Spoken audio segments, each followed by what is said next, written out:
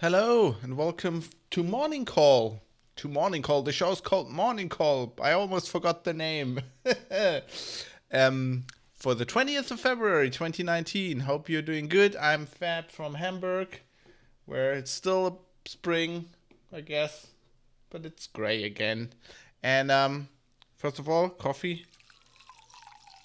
Here, in case you don't have any. It's making you envious now. First of all, let me apologize that there was no show yesterday. Yes, strong head game. Good morning, Jay Poser. Good morning, 709. Yes, there was no show yesterday because I had an appointment I had to go to that I didn't know about on Monday. It was kind of on short notice. Otherwise, I would have told you earlier. These things can happen, but I prefer to tell you about it beforehand. Didn't do that on purpose, so please excuse that. Seeing that, I was looking over the tech news this morning, even from Monday, and I mean, it's a slow week so far.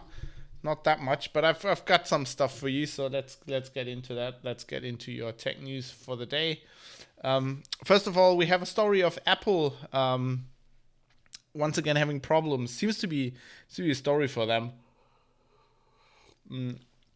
They're having a lot of hardware problems with MacBooks, current MacBooks in recent times, and now this is another one. So apparently the T2 security coprocessor they built into the new Macs is causing a USB problem that is very annoying if you are a music producer and many professional musicians and producers use Macs. And if you attach a USB audio interface to that Mac, pretty much like I'm using right now to produce this show. Whoa, my strong head game. I need to be careful that I don't bump the mic boom here. Sorry about that. Anyway, if you attach such an audio interface to such a Mac, you will get annoying glitches, like audio dropouts, and people have figured out that this is due to this T2 security chip that they're using for secure boot and encryption, and that chip will pretty periodically set its time over the network, like use NTP, I guess, to get the current time, which is important for crypto, of course. And it'll take over, apparently, just completely take over the USB bus for that. Why it's the USB bus, I don't know. I'm guessing it shares some, it's just hardware-wise, it shares a bus with the network interface, or I have no idea. They're saying here, this is a story from a friend at the Register. In last year's iMac and MacBook models, so this chip has a tendency to take over the USB 2 bus when it synchronizes its time and date clock, which introduces delays to audio streams. This results in audio equipment connected to the Mac USB 2.0 interfaces occasionally dropping audio streams. Which, I mean, that's the worst thing that could happen if you use it for if you're recording and that happens, then you're pretty much host. JPOD says, surely Macs don't use USB 2.0 for its network interface. I'm not quite sure, because I'd be thinking, like, a lot of times these will be connected, these won't be connected. I mean, these are Mac users, right? Most of them don't use plugged in network connections. So I don't know. So this must be something else on the board.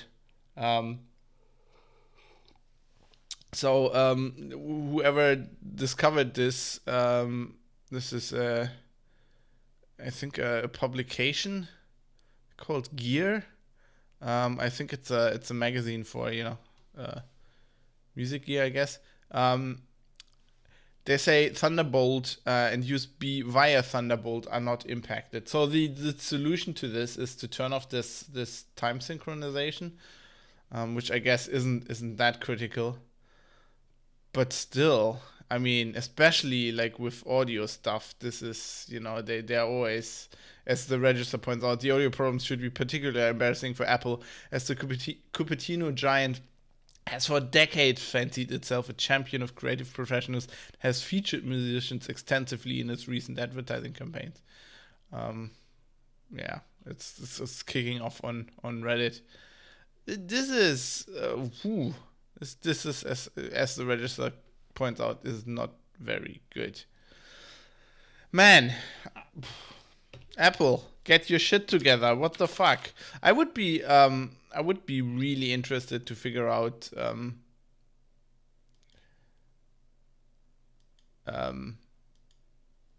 what this is, like what the problem is here. I'm trying to look up with who reported this. Apparently this Gear. I misread the sentence.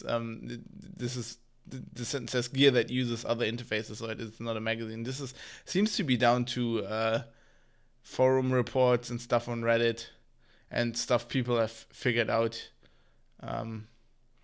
It's also in Apple support forums. Obviously, Apple hasn't said anything about this. Apple is notorious for not commenting until basically everything's burning.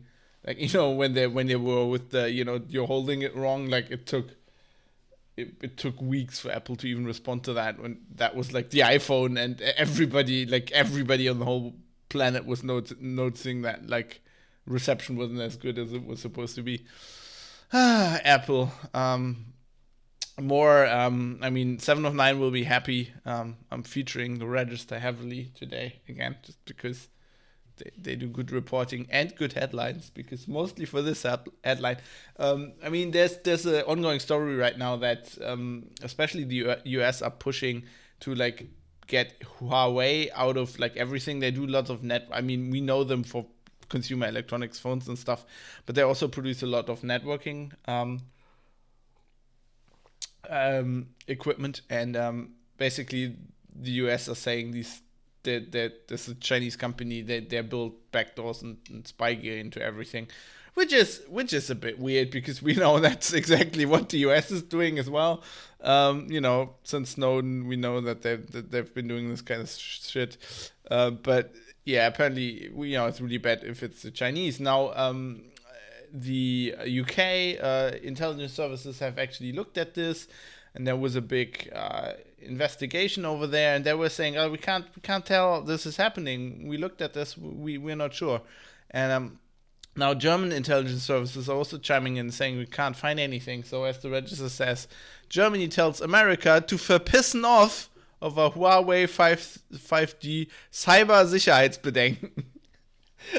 7 of 9 must love this headline. Verpissen off. This is great. Also Cybersicherheitsbedenken. That's actually, like, if they capitalize cyber, that would be correct German. The hyphenation is a bit off, but you can hyphenate it there if you want. So they also nice picture of Merkel looking like Merkel does. They're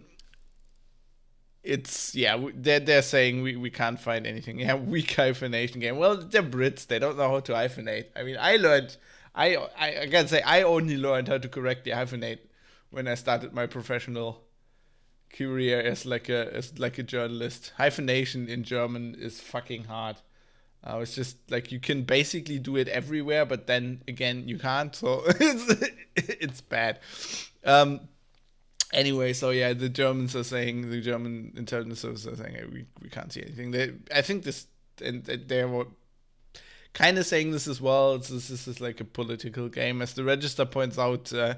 Actually, the Americans got like the daughter of the Huawei founder arrested in Canada earlier this year, and this is just like all pushing back and forth.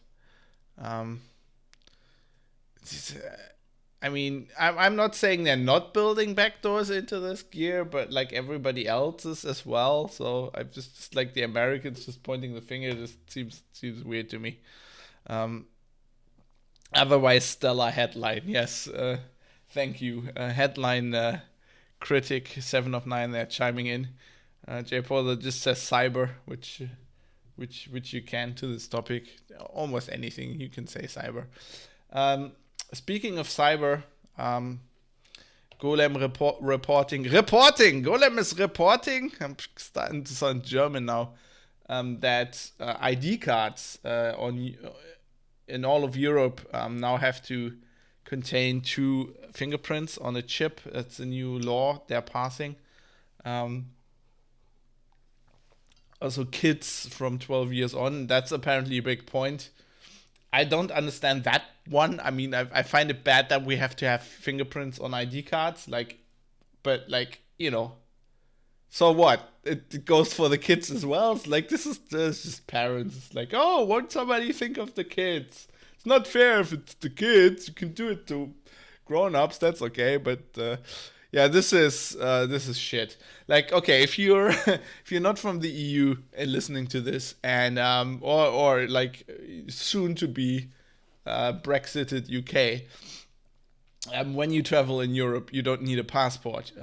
You can or it's not really Europe. It's like the Schengen area, but you don't need a passport. You just take your ID card, and in Germany we've had like national ID cards for ages. You're actually not by law required to have one, but you get it's really the bureaucracy really can't deal with that, so everybody has one. Pretty much. I know one person in my friends group who hadn't had one for a long time, and then she wanted to travel to the US, and if you do the ESTA thing, they actually need your passport and your ID card for some reason. I don't know. And now she's got one too. 7 of 9 says, yes, you are required to have one, but not to carry it. It's actually not that easy. You're not really required to have one. You're required to prove your identity, but you can do that with a passport.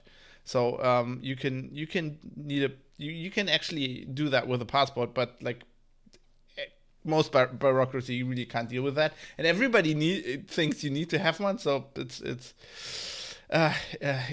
anyway, Germans. So we can, we do lots of this with ID cards, but now you have to have fingerprints on it. And they're saying this is because, so the EU commissioner of the Kommissar, the Innenkommissar, Dimitris Avramopoulos had said about this in April. We have to be more strict with these. We can't leave room for terrorists and criminals, and so that they can't do attacks. We have to get take away their access to money and fake documents and weapons and explosive stuff. And this is why we have to have fingerprints on our ID cards, because then the terrorists can't get weapons. Yeah, I'm okay. Let me point you to a tweet. I just an unconnected tweet I recently tweeted, but it's just something I saw because I watched Next Generation again, and there's a great episode with a great Captain Picard quote where Picard says, "Matter of internal security, the age-old cry of the oppressor." That is my comment for this. This is this is bullshit. But I guess we now have to have fingerprints because the police state needs to protect us from the terrorists. Picard just nails it. 25 years ago, he nailed all of this. Okay, let's talk about Linux, the Linux kernel community. There was a post where Jonathan Corbett, who runs LWN, wrote about how bad the kernel patch workflow is, which, you know, Jonathan Corbett, pretty relaxed and down to earth guy. If you write something like this, it's actually you can assume that it's actually a problem. And he wrote a report about a patch that a Red Hat developer, Oleg Nesterov, had filed to the kernel. It's basically so, you know how you can start text files in Unix with a shebang, you know, a hash and a exclamation mark, and that will pass them to that will use, like, if they get interpreted, that'll decide to pass it somewhere. You know, you can do a shebang and then do bin bash, and so the system knows this should be this is a text file, but this should be it's a script. It should be interpreted by bash. This, there was a problem with this. So the way this was interpreted, if the line was too long, it wouldn't actually, like, it'll stop interpreting the line, and then the actual you know, instruction would be garbled. And so this Red Hat developer fixed this, so it would always interpret the whole line. Now this broke an implementation of some developers for Linux distribution called NixOS, and then Linus Torvalds said, okay, we can't accept this patch. It breaks current behavior, which is, like, that's this big thing. We don't want to break userland stuff. So we're not accepting this patch. You need to rework this patch. So far, so good. I mean, this is how it's supposed to work. But then the same patch, which was actually filed, that was the Red Hat guy wanted to get it into kernel 5.0. So Torvalds said, no, can't accept this. So parallel to this, the same patch actually landed in the stable updates for the Linux kernel and was actually shipped. Now that is a problem because you know, Torvalds had said no. I mean, in this case, it's not that bad. It just breaks some random thing and works for most people. But, like, if this would have been something really bad, some security problem, or just something that actually breaks a lot of things, then this would have been really bad. If Torvalds says no, and then it still gets into the kernel. Interestingly, the way it found its way into the Linux kernel is there is a guy, I didn't know this, there's a guy called Sasha Levin who is developing, he works at Facebook, he's developing, like, machine burning things, I almost said, that's even better, should make that a thing. It's a machine burning algorithm. And so these algorithms are kind of deciding what goes to the stable branch, because he says it's just too much work, like, we can't do it. And Greg Crow-Hartman, who is, like, Linus Torvalds' number 2 man, he's like number 1. He's like Riker. I think he's also as tall as Riker. Not the same hair, I gotta say, but yeah, he said, well, not when we said we want to put this into the stable branch, nobody complained. Like, nobody said, hey, Linus said this is bad. But then on the other hand, you could argue that he should know, like, you know, if everything works right, like, the left hand should do what the right hand's doing. And so it was known for weeks that this patch was a problem and still got put in. And Corbett is saying, I'm very familiar. I'm reporting a lot on the Linux kernel development, and I see this more and more, and it's gonna happen more and more. So I guess that is not good. That is something the kernel developers need to change. But there's also good news in Linux land, which comes courtesy of Microsoft, funnily enough. So currently, if you're running, this is Pro Linux DE reporting, currently if you're running the Windows subsystem for Linux, then there are pretty dire warnings that you should not, these files you're working with in your Linux distribution on your Windows system, you should not directly edit them with Windows tools. Because apparently it can't really deal with the, if you do that, it messes up the permission infrastructure, because obviously the Unix permissions and Windows permissions are very, very different. Anybody who's done something with Samba knows what kind of a snake pit that topic is. So they're saying you can't edit this. This is not good. If you do that, you'll break things. Now they're fixing that with Windows 10 1903. So the next version, the one that should be coming out any day now, I'm saying, well, basically next month. We'll see. The last one was a clusterfuck, so I'm not quite sure. Microsoft, maybe they want to test this one a bit more. 709 says also line breaks, probably. It's also about line breaks. Always about line breaks. Yeah, it is. That also breaks a lot of things. But they're fixing this now.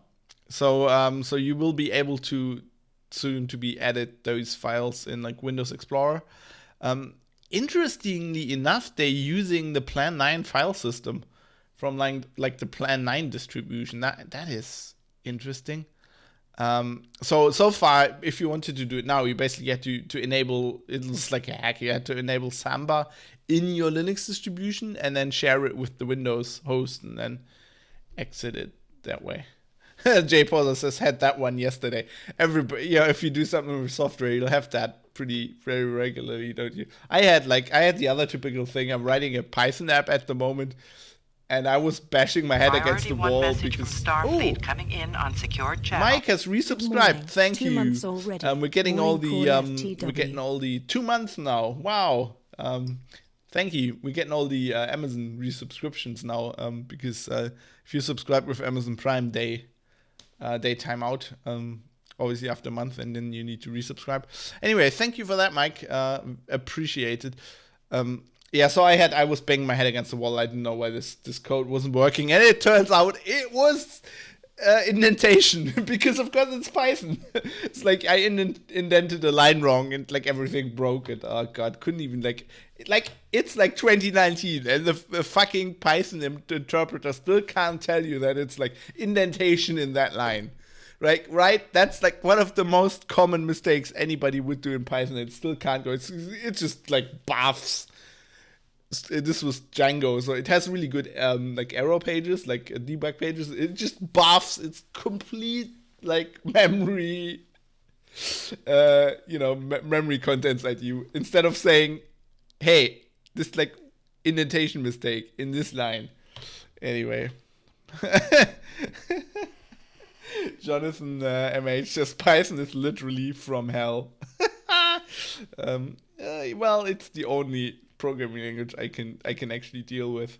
So it's the deceiver promising you the apple of cool programming, but it's actually a devil snake. 709 says objection. I knew that 709 would object to that. Python programmer 9. Anyway, so this is good news. This is good news from Linux land. Bad news if you're running WordPress update. You should cool Discord bot though. That voice, I hope. Yeah, that's belongs to the Lcast team I came up with. Rip Major Barrett. As annoying as she is as Loxana Troy, as great as she was as the enterprise computer voice. Anyway, there was a security vulnerability discovered in WordPress. It's not like it's remote code execution, but you have to have like an account on the site, like an author account. So it's not that critical, but it is critical. So update to WordPress 5.03. Now the good thing is, if you're running WordPress, you should be running auto updates. So it will probably happen already. I think this was days ago. Bad news if you're running WordPress. When is this not true? Why is WordPress always comes out as a clown fiesta in security? Well, the thing with WordPress is it's like Windows. It's used by so many people. Don't want to bash WordPress. I've been running my podcast network on WordPress for ages, and there's nothing else you can do that with. At least not if you want to not massively code your own thing. I mean, I believe me, I've done it in Drupal. I've tried to code my own in Python. Yeah, so at least they have auto updates. That's pretty cool. None of this typo 3 falling apart bullshit. Anyway, yes, fix your WordPress. Also, news here. The people from the WordPress is like Windows. Fabian, Ahab, Churchill, hang this on your walls, people. I should make a poster. It is a bit like Windows. Anyway, the people from the Discord will be interested in this. Apparently, Logitech is releasing a remake of the MX518, which is one of the most famous gaming mice in history of PC gaming, I guess. The remake is gonna look almost exactly like the old one, but it's gonna have modern internals, modern gaming sensors, whatever. I don't get this. I never liked the shape of that mouse. It doesn't mice are very specific to your hand. I have very small hands. I'm kind of I'm like Trump in that way, I guess. So that that shape. It's never worked for me, but yeah, a lot of people in the Discord saying best mouse. So if you like that mouse, you can now use it again. Just get it. So it's called the new one's called the GMX518, I guess. Looks pretty much the same. Will be available from Logitech soon. So that's something for you. And now to go out for today, I'll just have 2 what the fuck stories. One is, if you visited the Grand Canyon between 2000 and 2018 and you were in the visitors center in the museum, you probably got a bit more radiation than you bargained for, because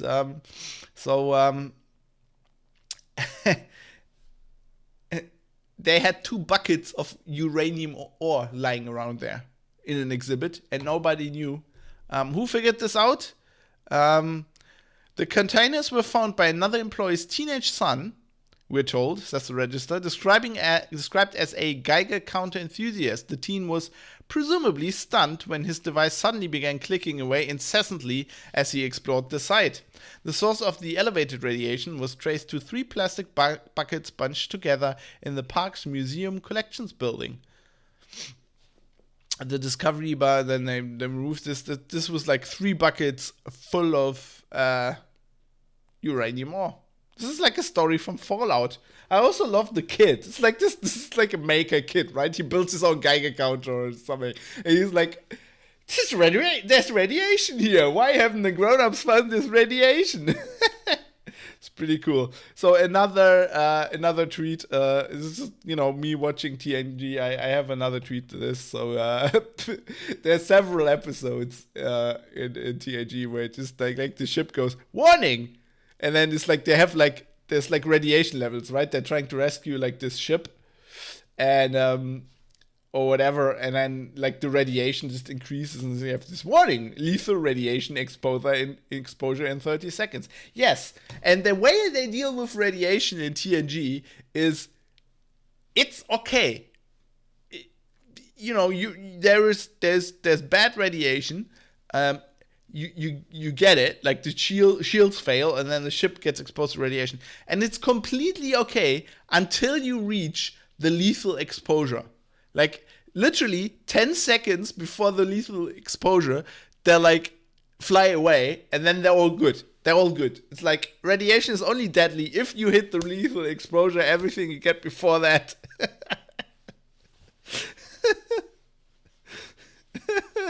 Halifa says, Dad, no, not again. There's no radiation, but Dad, yeah, pretty much. 7 of 9 says it's almost as if a fictional show simplifies things. Yes, but you can do that, and you can still not be completely dumb. I mean, this is science fiction. You're presuming people are watching this who are at least a little bit interested in how science works and how radiation works. Yeah, tell that to Holden, says Crickle. Nobody talks about that. Well, actually, that's a good point. Like, the way the Expanse deals with that is a lot more intelligent. Like, the Expanse just goes, well, okay, you're fucked, right? You'll have to take these drugs. We have drugs now that can actually keep your body going when you got that much radiation. But you're probably fucked. You'll need this thing in your body that'll just actively fight cancer cells, because you will be getting cancer cells for the rest of your life, and you also will not be getting any kids anymore. Taking the same medication as Holden. Yeah, but then, I don't know, then it wouldn't be like, God. Anyway, radiation in television shows, it's dumb. Okay, one more what the fuck story before we get into too much of a radiation discussion here. Which 7 of 9 actually submitted shortly before the show in the Discord. Queensland is going to allow emoji number plates. So, as somebody who's lived in Queensland for a while, I find this interesting. In Queensland, you have like these, you have normal license plate. You just get one, and it just says random numbers on it. Or you can have like a vanity plate that has like special. You can pick special backgrounds, like with palm trees on it, or whatever. Or like your favorite sports team, like say the Brisbane Broncos. And then you can also put like, a letter number combination on there that you want. And they're now gonna allow emojis, although they're not going to be part of the actual numbers. They're just going to be on the right of the numbers, and they're going to be a decoration. Definitely says, chat to double check the date, but it really isn't the 1st of April. No, not even in Australia, but thanks for doing due diligence there on my behalf. Also, they're not going to allow, they're just going to allow a small set of emojis, positive faces, saying. So no shit emoji, because it would be cool. Like, it would also be cool if it would actually be part of the license plate, and the police had to go, okay, what's we got speeding in a speeding subject in a Ford Mustang. Please check the license plate. It is Foxtrot Alpha Bravo 79er shit emoji. I repeat, Foxtrot Alpha Bravo 79er shit emoji. That would be amazing. Yeah, it's just this dick pic emoji. Dick pic emoji. In pursuit. I love that. Especially Queensland, they have like these special so they have police cars, and then like they have these special red ones which are like highway patrol. It says pursuit on the side. It's like fucking Need for Speed. It's really great. Okay, and so they were saying, spokeswoman Rebecca Michael for the Royal Automobile Club of Queensland, the RHCQ, has commented on this. For quite some time, we've now seen that you can support your favorite team or your favorite town with a symbol on your number plate, mate. I can't do an Australian accent anymore. It's been too long. And using an emoji is no different, mate, she said. So you can now have emojis on license plate. Halifa said, which version will they use? Apple, Microsoft? This actually looks like the Samsung one. Presumably a version that is like in the public domain, I guess. I don't know. The emoji is not part of the unification. So the letters have to be unique, and the emoji is just decoration. I don't know. It'll be a long time till this gets to Germany. I mean, we can't have decoration on our number plates. Not any decoration. It needs to be part of the DIN standard and shit. Just there, it says Australia is turning into Elite Dangerous. Chip decor for monies. Yeah, well, it works for Elite, doesn't it? It's like, oh, you want a new decal on your. Anyway, I thought that was hilarious. I'm gonna wrap this up. We've been going a very long time. I'm making up for not having a show yesterday. I hope you have a nice Wednesday. I'll see you tomorrow, unless something unforeseen happens again, which might happen once in a while. But I'm trying not to, I'm trying not to do that to you too often, because what would 7 of 9 do without this show? He would have to read out the register for himself. Like that wouldn't be good.